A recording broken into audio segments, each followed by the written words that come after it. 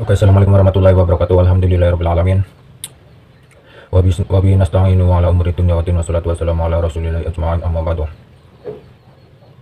Oke, pada kesempatan hari ini kita akan membahas kembali atau mengupas sebuah arti dari tayamum. Tayamum apa sih? Kita langsung baca dan kita pahami bersama-sama, sahabat. Tayamum ialah mengusap muka dan dua belah tangan dengan debu yang suci. Oke, kita apa ya namanya ya? Kita ini kayak gini, sahabat. Kita ini tangan ya. Kita tempelkan ke debu seperti ini. Nah, kita kosokkan, kemudian kita usapkan ke muka dan tangan ya. Pada suatu ketika, tayamum itu dapat menggantikannya dengan wudhu dan mandi dengan syarat-syarat tertentu. Oke. Yang kedua yaitu sebab-sebab tayamum. Penyebab atau diperbolehkannya tayamum adalah yang pertama, karena tidak adanya air yang memenuhi syarat kesucian dan telah berusaha mencarinya tetapi tidak mendapatkannya. Itu yang pertama, sahabat. Kemudian yang kedua yaitu berhalangan menggunakan air, misalnya karena sakit yang apabila menggunakan air akan bertambah sakitnya. Contohnya yaitu luka yang belum sembuh-sembuh ya, sahabat. Jika kena air kan biasanya rasanya sangat perih sekali. Jadi kita boleh menggunakan tayamum. Oke, yang selanjutnya yaitu yang ketiga yaitu adanya air diperlukan untuk yang lebih penting. Contohnya apa, sahabat? Oke, kita lanjut ya ke yang ketiga yaitu syarat-syarat untuk kita bertayamum. Yang pertama yaitu menggunakan debu yang suci yang belum digunakan untuk bersuci dan tidak bercampur dengan sesuatu ya, sahabat. Kemudian yang kedua yaitu mengusap wajah dan kedua tangannya. Kemudian yang ketiga terlebih dahulu menghilangkan najis. Yang keempat telah masuk waktu sholat. Berarti kita kalau mau bertayamum yaitu kalau menjelang kita mengerjakan sholat ya, sahabat. Yang kelima yaitu tayamum hanya untuk sekali sholat fardu saja. Kemudian yang keempat ini fardu tayamum. Bagaimana niatnya kita baca bersama-sama, sahabat. Yaitu nawaitu tayamum malis tibahati sholati fardu lillahi ta'ala. Nawaitu tayamum malis tibahati sholati fardu lillahi ta'ala. Nawaitu tayamum listibahati sholati fardu lillahi ta'ala. Kita ulangi, sahabat, belum hafal ya. Nawaitu tayamum listibahati sholati fardu lillahi ta'ala. Nawaitu tayamum listibahati sholati fardu lillahi ta'ala. Kita baca sekali lagi. Nawaitu tayamum listibahati sholati fardu lillahi ta'ala. Yang artinya, aku berniat bertayamum untuk mendapat mengerjakan sholat fardu karena Allah Ta'ala. Kemudian yang kedua yaitu memindahkan debu dari tempatnya, yaitu ke wajah dan tangan. Contohnya kita lihat di gambar ya. Mula-mula meletakkan dua belah tangan, telapak tangan di atas debu untuk usapkan ke bagian muka ya. Contohnya seperti ini gambarnya ya. Nah, kita tangannya kita tempelkan ke bagian yang ada debu yang suci. Kemudian yang kedua yaitu kita usapkan ke ini, sahabat, ke muka seperti ini contohnya ya. Kelihatan ya. Nih.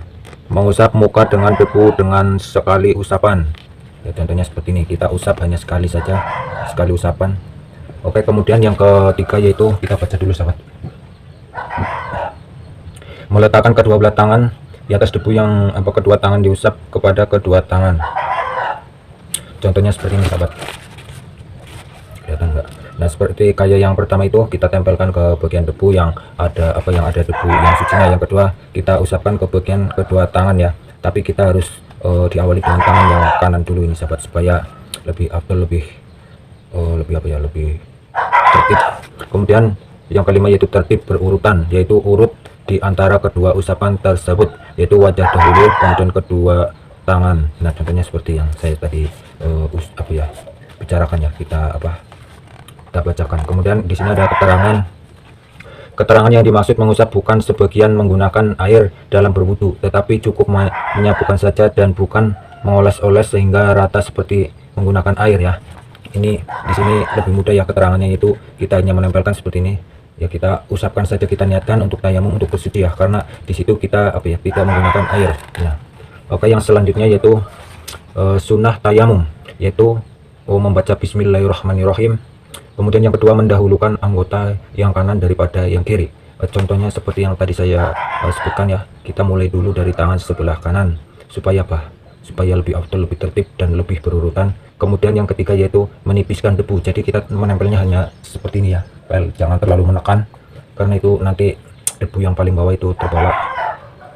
Kemudian yang keenam ini batalnya tayamum, yaitu segala yang membatalkan wudu. Yang kedua, melihat air sebelum sholat kecuali yang bertayamum karena sakit.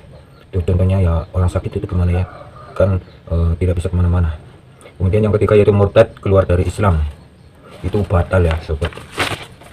Kemudian yang keberapa ini ya, ketujuh kayaknya, cara menggunakan tayamum, yaitu sekali bertayamum hanya dapat dipakai untuk satu kali sholat fardu saja meskipun belum batal. Adapun untuk dipakai sholat sunnah, sunnah saja, contohnya hanya sekali saja ya sahabat, maksudnya ya, walaupun belum batal ya. Adapun yang dipakai sholat sunnah beberapa kali cukup dengan satu tayamum.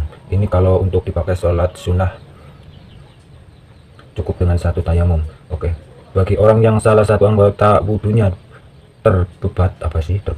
terbalut, maka cukup bebat itu saja diusap dengan air atau tayamum kemudian mengerjakan sholat. Maksudnya ini bebat atau balut bagian yang tertutup tapi susah untuk kita bersihkan. Kemudian yang ke-10 yaitu menyapu dua musah. Menyapu dua musah yaitu artinya masahul khufain, termasuk juga salah satu keringanan dalam Islam. Ia dibolehkan bagi orang yang menetap di kampung dan bagi yang dalam perjalanan atau musafir. Orang yang sedang dalam perjalanan atau musafir yang kakinya memakai musah kalau hendak berwudu, maka ia boleh menyapu musahnya dengan air. Artinya tidak perlu melepas musahnya. Syarat-syarat menyapu dua musah. Syarat-syarat menyapu dua musah ada 4 hal. Oke, kita baca. Yang pertama yaitu bahwa musah itu dipakai sesudah sempurna dicuci bersih. Kemudian yang kedua, musah itu menutup anggota kaki yang wajib dibasuh, yaitu menutupi tumit dan kedua mata kakinya. Kemudian yang keempat yaitu dua musah itu tidak terkena najis ataupun kotoran ya. Menyapu dua musah boleh untuk berwudu, tetapi tidak boleh untuk mandi atau untuk menghilangkan najis. Menyapu dua musah tidak boleh bila salah satu syarat tidak cukup, misalnya salah satu dua musah itu robek atau salah satu kakinya tidak dapat menggunakan musah karena luka. Keringanan ini diberikan bagi musafir selama 3 hari 3 malam, sedang yang bermukim ataupun yang bertempat, ia boleh menyapu musahnya hanya untuk sehari semalam saja ya sahabat. Oke, nah itulah beberapa pengertian tentang tayamum. Kita sudah membahasnya ya. Buat teman-teman yang belum paham silahkan diputar kembali videonya ataupun didengarkan berulang-ulang supaya lebih paham dan jelas. Oke, ya, kita akhiri dulu untuk tentang tayamum ya. Nanti kita akan bahas tentang yaitu sunnah sebelum sholat untuk bab yang ketiga ya. Oke, sekian dan terima kasih. Wassalamualaikum warahmatullahi wabarakatuh.